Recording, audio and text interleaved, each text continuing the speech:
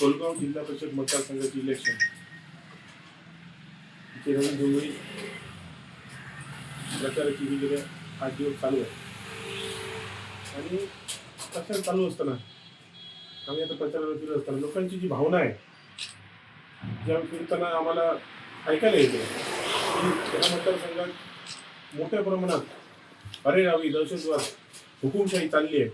आणि लोकच आम्हाला सांगतात की अशी परिस्थिती प्रत्येक घराघरा वाडीवाडीमध्ये झगडे लावणं, गावागावामध्ये भांडणं लावणं, घराघरामध्ये भांडणं लावणं, ही जी परिस्थिती आहे ती आताच नाही आहे. आणि आता फिरताना लोकांचा बराच रोष आम्हाला दिसून येतो. आणि काल ते आपण जे प्रचार करायला ते उघड होतं, त्या म्हटलं की कोलगाव मतदारसंघामध्ये जी हुकुमशाही चालली आहे ती कुठे थांबली पाहिजे. ह्या इलेक्शन ही सर्वसामान्य लोकांनी हातात घेतलेली आहे. आरोपपत्र होत असतात, पण जे होतात ते आपण काही बोलताना आमच्या वडिलांनी सांगितलं होतं की जे बोलायचं ते खरं बोलायचं. पण काही उमेदवार आहेत ते खोटं बोलायचं पण रेटून बोलायचं, अशा स्वभावाचे जे असतात त्यांना आपण काही सुधरू शकत नाही. आता तुम्ही बरेच मुद्दे घेतले, म्हणजे एक मुद्दे घेतल्यामुळे मला वाटतंय का एकंदरीत वातावरण बघून ते वैफल्यग्रस्त झाले.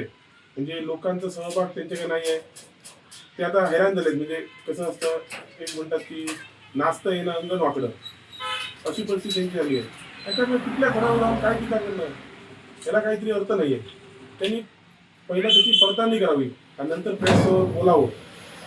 एखादा पदाधिकारी जिल्हा स्तरावर काम करतो आणि चुकीची माहिती देतो, हे कुठेतरी एक त्या पक्षाला असेल तर त्या इतर ह्याला एक कलंक लागल्यासारखं आहे.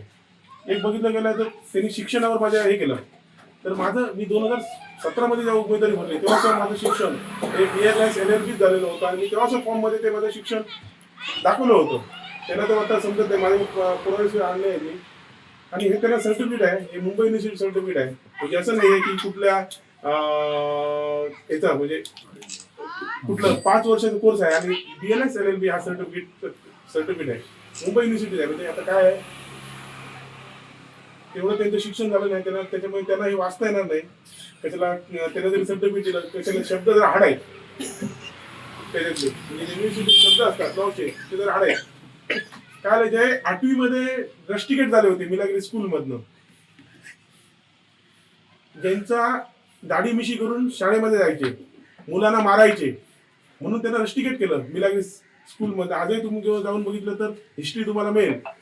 एका वर्गात 3-3 वर्ष अभ्यास ABCD आहे की नाही, ते माझ्यावर टीका करतात. हे खरंच एक चुकीचं आहे. आम्हाला काढायचं नव्हतं, पण माझ्या शिक्षणापर्यंत पोहोचलं म्हणून मला ते काढावं लागलं. मी पहिलीपासून 12वी पर्यंत शिकलो, त्याच्यानंतर 5 वर्ष LLB केली, BLS LLB केली. आणि आम्ही एक बघायला गेलं तर आम्ही कोणाला विचार, आम्ही एक सदन कुटुंबातनं इथपर्यंत आलो आहे.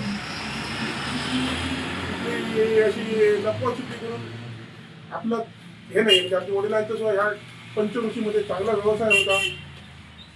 आणि आम्ही सदन कुटुंबात आलो. मग त्याच्यामुळे कसं आहे, कुठे वर्गात मारामारी करणं, चपरीगिरी करणं हे आमच्या स्वभावात नव्हतं.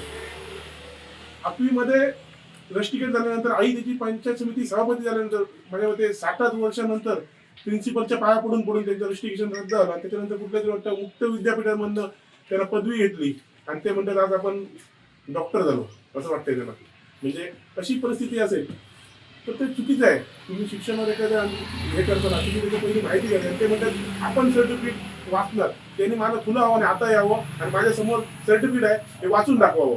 हे जर सगळे शब्द त्याला वाचायला आले तर मी त्याचा तुमच्या समोर जाहीर सत्कार करतो. फक्त त्यांनी शिस्तीत वाचून दाखवा, म्हणजे त्यांचं शिक्षण किती आहे ते तुम्हाला समजेल. दुसरं ते म्हणतात की आमच्याकडे कार्यकर्ते नाहीत. आम्ही 5 जरी पांडव असलो तरी 100 कौरवावर भारी आहोत. आणि त्याच्यामुळे काय आहे, आमचे सैन्य कमी असेल पण समाजात मान सन्मान असणारे कार्यकर्ते आम्ही आहोत. आणि आम्ही तळागाळापर्यंत लोकांची सेवा करतो.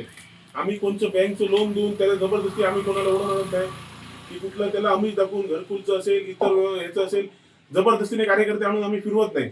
जे स्वाभिमानाने येतात, एकनिष्ठ आहेत, असेच कार्यकर्ते आमच्याकडे आहेत. आणि ह्याच कार्यकर्त्यावर मी 2017 मध्ये इलेक्शन जिंकलेलं आहे. त्याच्यामुळे आम्हाला जोरजबरदस्ती करून कार्यकर्ते फिरवायची आम्हाला मुळीच इच्छा नाही आहे. परत ते म्हणाले की अलग अलग टीका केली. तुम्ही इतर पक्षामध्ये गेले तर पक्ष त्यांचा हे होतो. हो, तुमचा इतिहास काय, तुम्ही किती पक्ष बदलले. तुमचा इतिहास काढला तर तुमचा गद्दारी या रक्तात एक गुण आहे. आम्ही ज्या पक्षात काम केलंय कोणी तर सांगावं, त्या पक्षात आम्ही कधीच गद्दारी केली नाही.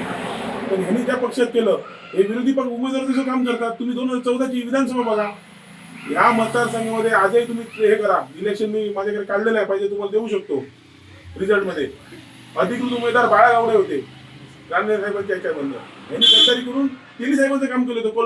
कोलगाव पंचायत समितीमध्ये तेली साहेबांचं काम केलं आणि कारोडे पंचायत समितीमध्ये ते स्वतः निवडून आले होते. तिथे त्यांनी बाळागावडेंचं काम केलं.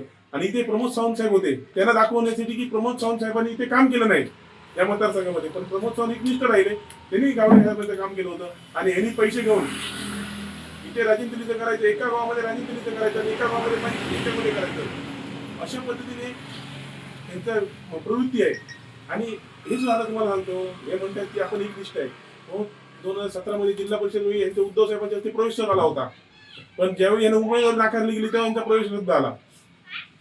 बघा ना तुम्ही, आता स्वतः शिंदे गटाच्या काटावर होते. जर तिकीट नाही मिळालं असतं तर त्यांचे कुठे जाणार होते.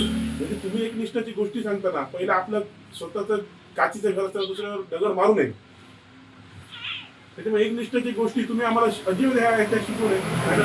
दर दिवशी एक प्रेस आता आम्ही ठरवली आहे, तुम्ही जर आमच्यावर एक जरी आरोप केला, आम्ही जे बोलतोय ते सत्य बोलतो आणि तुम्ही त्याचं खोडून काढावं.